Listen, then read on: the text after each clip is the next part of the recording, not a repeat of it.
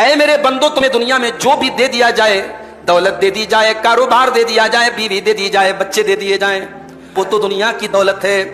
اور جو اللہ کے پاس باقی رہنے والی چیز ہے، آخرت کی جو نعمتیں ہیں، جو جنتیں ہیں، وہ کس کو ملے گی؟ فرمایا سب سے پہلی چیز وہ ایمان والوں کو ملے گی، اور ان لوگوں کو ملے گی جو اپنے رب کے اوپر بھروسہ کرتے ہیں، اور تیسری چیز ان لوگوں کو آخرت ملے گی جو گناہوں سے بچتے ہیں، جو بڑے بڑے گناہوں سے بچتے ہیں، جو فحش کاموں سے بچتے ہیں، جو زناکاری سے بدکاری سے بچتے ہیں، اور چوتھی چیز جب ان کو غصہ آتا ہے، جب وہ غضبناک ہوتے ہیں تو سامنے والے کو معاف کر دیتے ہیں، اور پانچویں چیز وہ اپنے رب کا حکم مانتے ہیں، اپنے رب کے فرما بردار ہوتے ہیں، اور چھٹی چیز وہ نماز قائم کرتے ہیں، اور ساتویں چیز ان کے آپس کے کام مشورے سے ہوتے ہیں، وہ ڈکٹیٹرشپ نہیں کرتے، وہ اپنے فیصلوں کو تھوپتے نہیں ہیں، وہ مشورے سے کام کرتے ہیں، اور آٹھویں چیز اور جو روزی ہم نے دی ہے اس میں سے وہ خرچ کرتے ہیں، اور نویں چیز فرمایا ان کے اوپر کوئی ظلم کرتا ہے، کوئی زیادتی کرتا ہے تو وہ برابر انتقام بھی لیتے ہیں۔ اس کے بعد اللہ نے فرمایا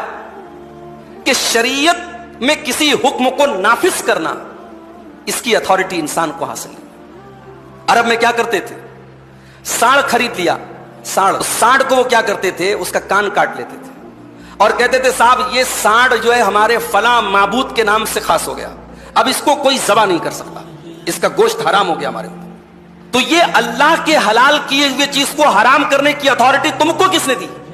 اللہ نے فرمایا کیا اللہ کے علاوہ کچھ اور بھی شرکا ہیں؟ کیا اللہ کے علاوہ کچھ اور بھی پارٹنرز ہیں جو تمہارے لیے اللہ کے دین میں تبدیلی کرتے ہیں، جو تمہارے لیے اللہ کا دین مقرر کرتے ہیں؟ اس کا مطلب یہ ہوا کہ جو انسان دین کے اندر بدعت نکالتا ہے، وہ بدعت نکالنے والا اللہ تبارک و تعالیٰ کی اتھارٹی کسی اور کو دیتا ہے، کسی اور کو یہ حق دیتا ہے کہ وہ اللہ کے دین میں تبدیلی کر سکے اور چینجنگ کر سکے۔ دین اللہ کا ہے اور اللہ کے علاوہ کسی کو حلال و حرام کرنے کی اتھارٹی نہیں۔